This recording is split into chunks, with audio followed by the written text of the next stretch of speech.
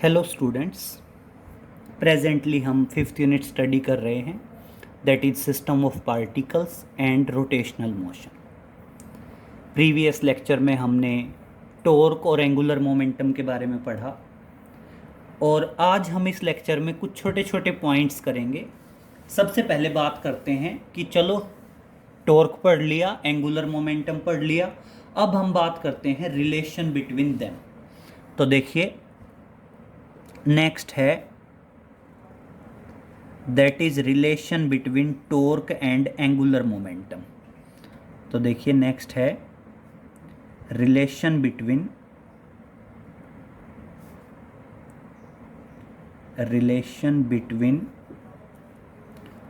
Torque and angular momentum. Torque and angular momentum. Clear? हम relation पढ़ेंगे, किस किस के बीच का रिलेशन पढ़ेंगे, that is relation between torque and angular momentum. तो देखिए, रिलेशन में, या इसको शॉर्ट में कह सकते हैं कि प्रूव करिए, या इसको कैसे कहा जा सकता है, prove torque is equal to rate of change of angular momentum. वैसे ये डायरेक्ट भी हो सकता है, जो आपने लॉज ऑफ रोटेशनल मोशन पढ़े थे, लॉज ऑफ रोटेशनल मोशन जो न्यूटन ने दिए थे, उसका जो सेकंड लॉ है वो इसी चीज़ को प्रूव करता है। लेकिन फिर भी हम इसको कैसे प्रूव करेंगे, तो देखिए, स्टार्टिंग आप यहाँ से करेंगे,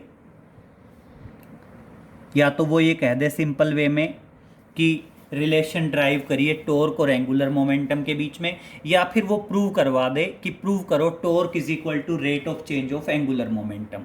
तो स्टार्टिंग करेंगे, हमने ये पढ़ा था, we know that angular momentum is equal to r cross linear momentum. यही था। अब क्या करो, दोनों तरफ डिफरेंशिएट करो, differentiating both sides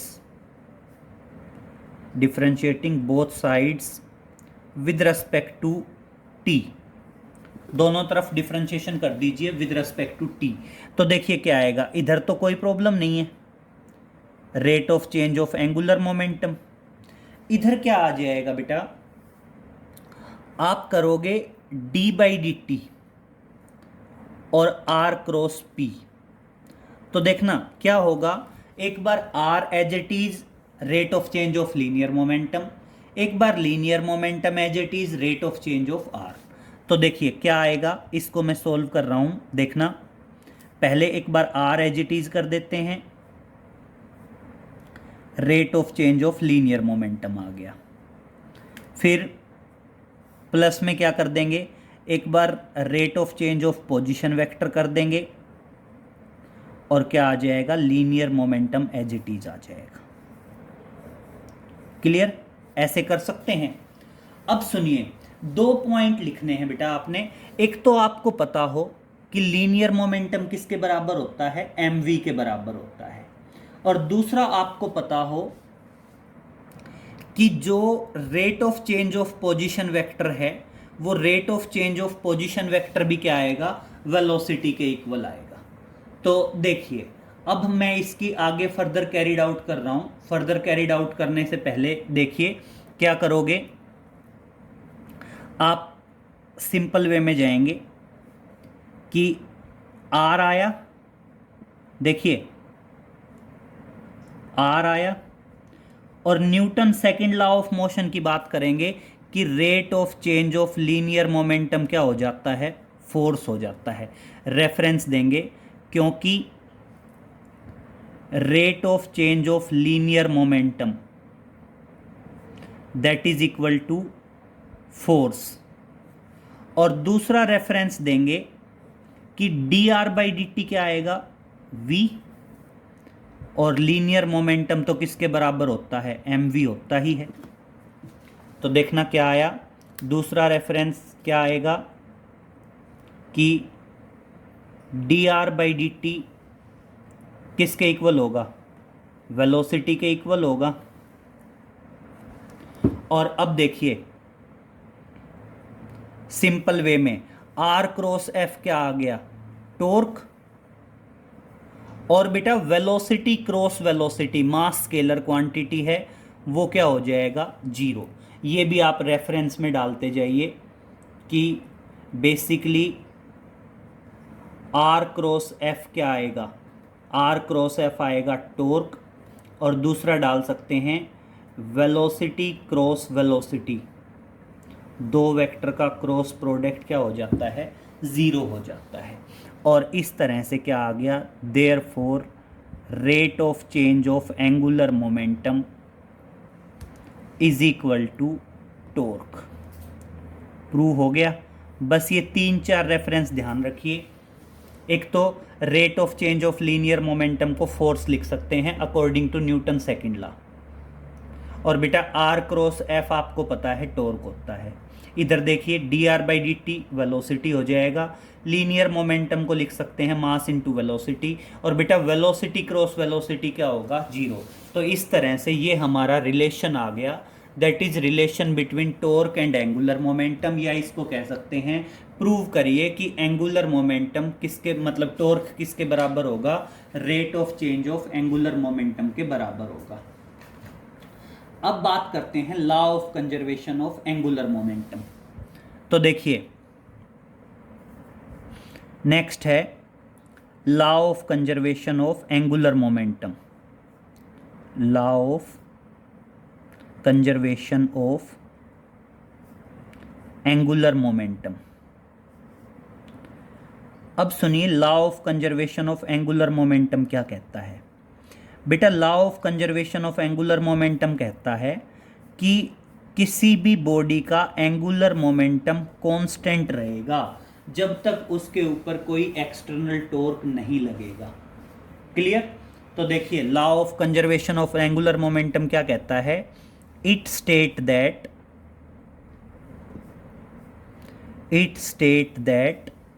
the angular momentum of reached body, angular momentum of raised body remain constant until any external torque, क्या बताओगे, until any external torque act on it, या फिर कह सकते हैं if external torque act on the body is zero, if external torque act on the body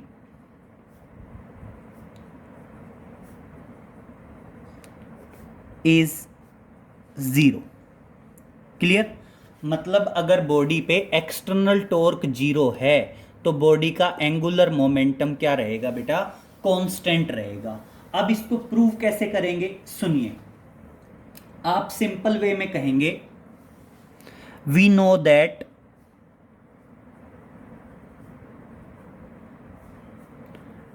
that torque is equal to rate of change of angular momentum, यही है ना। अब देखना, if external torque is zero, मतलब अगर external torque zero होगा तो therefore zero is equal to rate of change of angular momentum.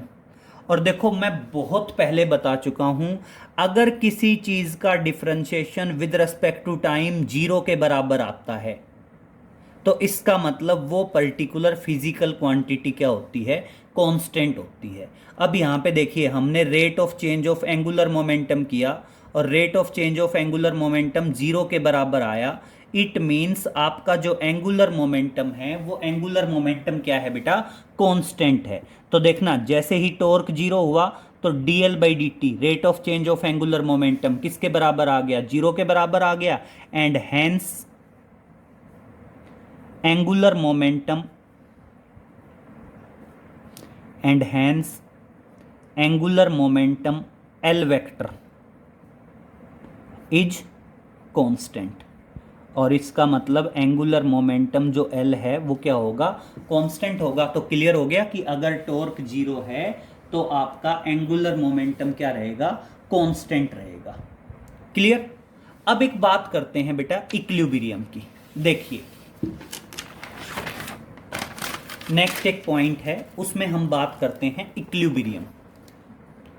तो समझिए नेक्स्ट आया आपका that is equilibrium of rigid body.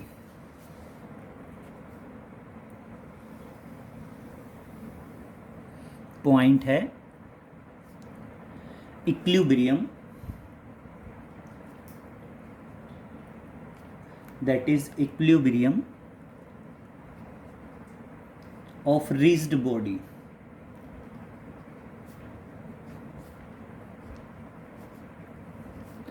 अब मेरी बात सुनिए, दो टाइप का इक्विलिब्रियम होता है, एक फर्स्ट कंडीशन ऑफ इक्विलिब्रियम बोलते हैं और एक बोलते हैं सेकंड कंडीशन ऑफ इक्विलिब्रियम। और बेटा दोनों की कंडीशन में एक तो होती है लीनियर मोशन में और एक होती है रोटेशनल मोशन में। तो देखिए इक्विलिब्रियम ऑफ रिजिड बॉडी में हम दो पढ़ेंगे, एक आएगा first condition of equilibrium, first condition of equilibrium, और एक आएगा बेटा सेकंड कंडीशन ऑफ इक्विलिब्रियम। एक तो फर्स्ट कंडीशन है और दूसरा क्या है बेटा, that is second condition of equilibrium.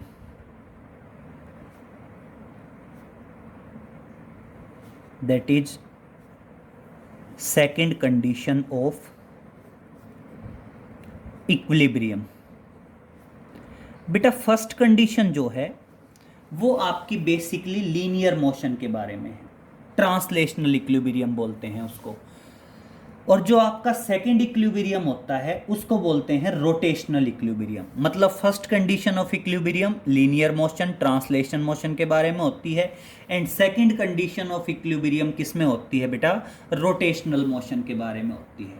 तो देखिए क्या बताएंगे, a body is said to be in translational equilibrium if net external force or vector sum of all external forces acting on the body is zero।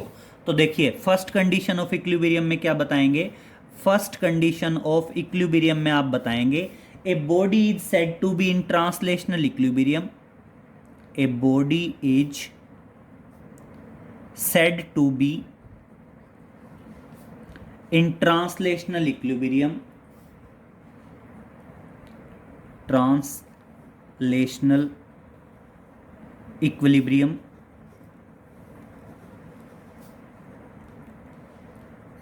देखिए क्या बताएंगे, a body is said to be in translational equilibrium if net external force, if net external force, भाई एक force हो या तो, या फिर क्या बताएंगे, or the vector sum of all forces, or the vector sum of all forces acting on the body is zero, acting on the body is zero। मतलब आपका फर्स्ट कंडीशन ऑफ इक्विलिब्रियम है वो बेसिकली आपका किस में आता है बेटा, ट्रांसलेशनल मोशन में आता है, जहां पे आप क्या कहेंगे, लीनियर मोमेंटम की टर्म्स में बात करेंगे। लीनियर मोमेंटम की टर्म्स में क्या बात करेंगे, लीनियर मोमेंटम की टर्म्स में कह सकते हैं कि बॉडी इक्विलिब्रियम में कही जाएगी अगर आपका नेट एक्सटर्नल फोर्स क्या हो, जीरो। इसी तरह सेकंड कंडीशन ऑफ इक्विलिब्रियम हमने अभी अभी पढ़ी है जो टॉर्क के बारे में थी, वही क्या है आपकी सेकंड कंडीशन ऑफ इक्विलिब्रियम है जिसको रोटेशनल इक्विलिब्रियम बोलते हैं। ये है आपका ट्रांसलेशनल इक्विलिब्रियम, और जो सेकंड कंडीशन है वो है बेटा आपका रोटेशनल इक्विलिब्रियम। तो देखिए क्या कहेंगे, a body is said to be in rotational equilibrium. Second condition of equilibrium में क्या बताएंगे बेटा, सेकंड कंडीशन ऑफ इक्विलिब्रियम में बताएंगे a body is said to be in equilibrium, said to be in rotational equilibrium, said to be in rotational equilibrium if net external torque, net external torque अगर एक हो, या फिर क्या कह सकते हैं, the vector sum, the vector sum of all torques, the vector sum of all torques acting on the body, all external torques, all external torques acting on the body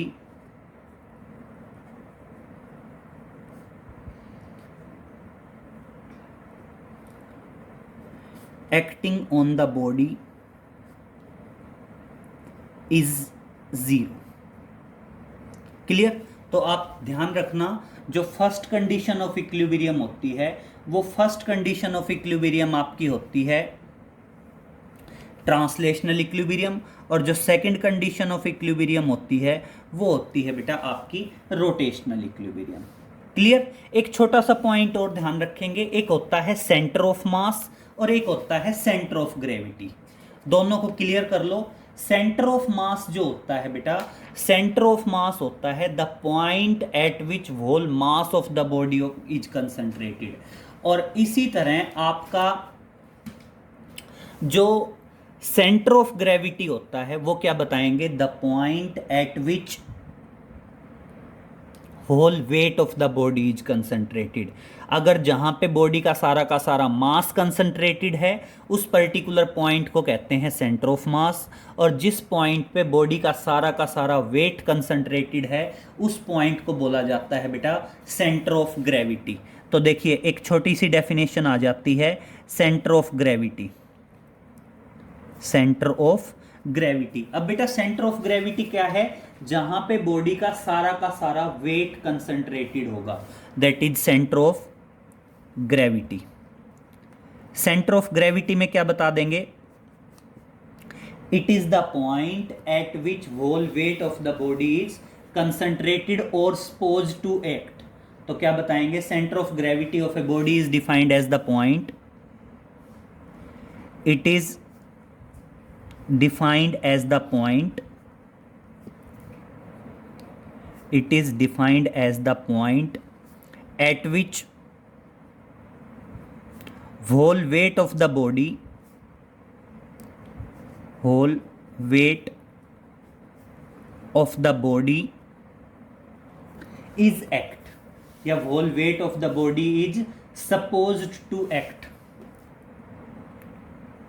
were supposed to act।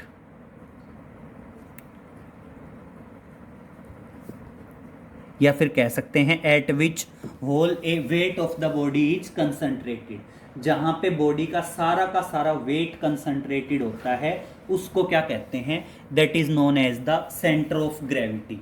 अब एक सुनिए, एक आता है बेटा principle of moments. अब सुनिए principle of moments क्या कहते हैं बेटा, प्रिंसिपल ऑफ मोमेंट कहता है, ये सुनिए, इसके ऊपर कई बार न्यूमेरिकल आ जाते हैं। प्रिंसिपल ऑफ मोमेंट्स क्या है आपका, that is principle of moments. अब देखिए प्रिंसिपल ऑफ मोमेंट्स क्या है, बहुत ध्यान से समझेंगे। मान लीजिए कोई भी एक बॉडी है और वो बैलेंस्ड है, किसी पर्टिकुलर पॉइंट पे वो बैलेंस की गई है। समझिए ये कोई भी बॉडी है, लीनियर बॉडी है कोई भी, इस लीनियर बॉडी को किसी पर्टिकुलर पॉइंट से बैलेंस किया गया है। मान लो मैंने यहां से बैलेंस कर दिया इसको, this is the point of balance. ये जो है ये पॉइंट ऑफ बैलेंस है। इधर मान लीजिए कोई वेट हैंग है, इधर मान लीजिए आपने कोई वेट हैंग कर रखा है, इधर जो वेट है वो मान लो F1 है, और बेसिकली किसके बराबर मान लो, mg के बराबर मान लो।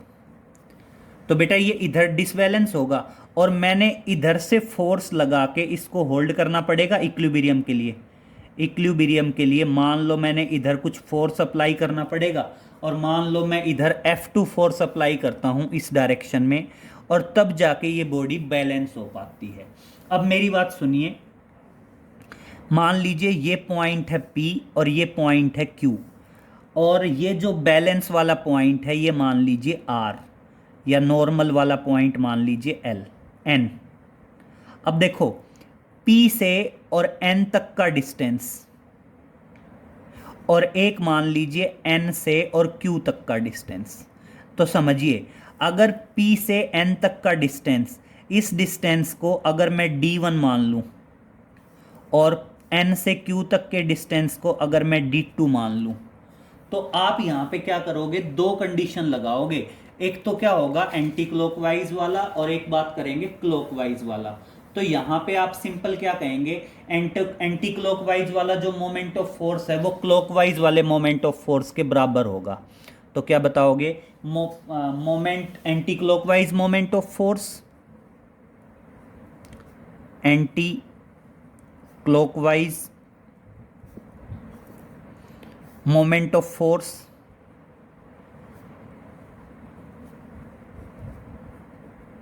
बराबर होगा किसके, क्लॉकवाइज मोमेंट ऑफ फोर्स। ये समझिए एक बार क्या है क्लॉकवाइज मोमेंट ऑफ फोर्स। अब मेरी बात सुनिए, ये दोनों मान लो डाउनवर्ड डायरेक्शन में एक्ट कर रहे हैं, इसका जो नॉर्मल रिएक्शन होगा वो अपवर्ड डायरेक्शन में मिलेगा। अब समझिए, आप यहां पे क्या कहेंगे, इसका anti clock moment of force का मतलब क्या होता है बेटा, मोमेंट ऑफ फोर्स का मतलब टॉर्क कह सकते हैं। ध्यान रखना, मोमेंट ऑफ फोर्स का मतलब क्या कह सकते हैं, इसको टॉर्क बोल सकते हैं। क्लॉकवाइज डायरेक्शन का टॉर्क और किसके बराबर होगा, एंटी क्लॉकवाइज डायरेक्शन के टॉर्क के बराबर होगा। और यहाँ पे देखिए, अब बेटा इस तरफ लग रहा है फोर्स F1, और न्यूट्रल पॉइंट से इसका परपेंडिकुलर डिस्टेंस क्या है, D1। तो इसका मतलब F1 D1 किसके बराबर होगा, इस डायरेक्शन में जो फोर्स लग रहा है वो F2, और न्यूट्रल पॉइंट से परपेंडिकुलर डिस्टेंस है D2। तो किसके बराबर होगा, F2 D2 के बराबर होगा।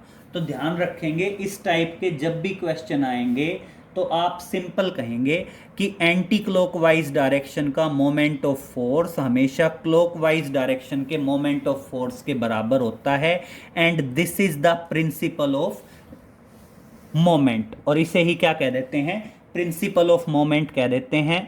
तो ये बेसिकली ये भी बराबर हो सकता है, और इसको चाहो तो आप ऐसे डिफाइन कर सकते हैं कि जो परपेंडिकुलर डिस्टेंस है F1 by F2 is equal to D2 by D1।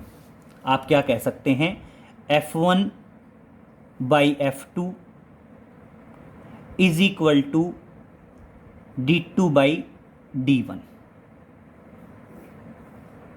Clear, दोनों ही ध्यान रखेंगे। बेसिकली प्रिंसिपल ऑफ मोमेंट्स ये है, ये वाला जो पॉइंट है कि the moment of force of anti clockwise on a body will be equal to the moment of force in the clockwise direction if body is in equilibrium. अगर body equilibrium में है तो क्लॉकवाइज डायरेक्शन का जो torque है वो anti clockwise direction के torque के बराबर होगा। इसी से रिलेटेड मैं एक न्यूमेरिकल करा रहा हूं, उससे आपको क्लियर हो जाएगा। तो देखिए, बात करते हैं एक न्यूमेरिकल की, समझिए।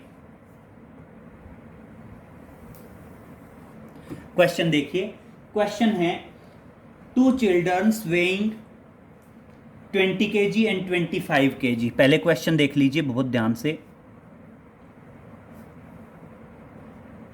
2 चिल्ड्रंस ऑफ वेइंग, 2 बच्चे हैं जिनका वेट क्या है बेटा,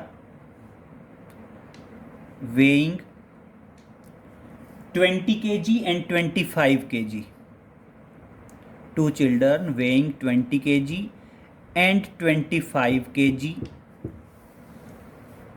wanted to balance a seesaw. Wanted to balance a seesaw. Wanted to balance a seesaw of length 4 meter. Seesaw of length 4 metre. अब मेरी बात सुनिए बेटा, ये सीसा क्या है? वो पार्क में एक झूला नहीं होता है? कौन सा झूला? जिसमें ऐसे एक बोर्ड लगा होता है और उसके बीच में एक बैलेंस होता है, और जनरली इधर भी एक बच्चा बैठ सकता है, इधर भी बैठ सकता है. तो बेसिकली वो बैलेंस बीच में होता है. और ये जो टोटल लेंथ है, ये टोटल लेंथ कितनी बताई है बेटा? इसकी 4 मीटर बताई है. अब आगे सुनो, नेक्स्ट क्या है? It is pointed at the mid. Length 4 metre, pointed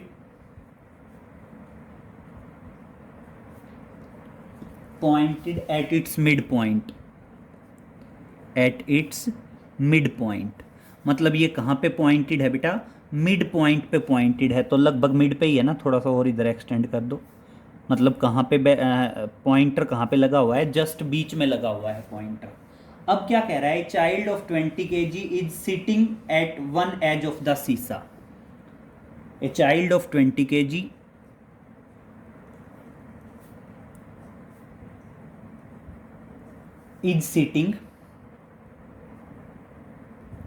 is sitting at one edge of the seesaw.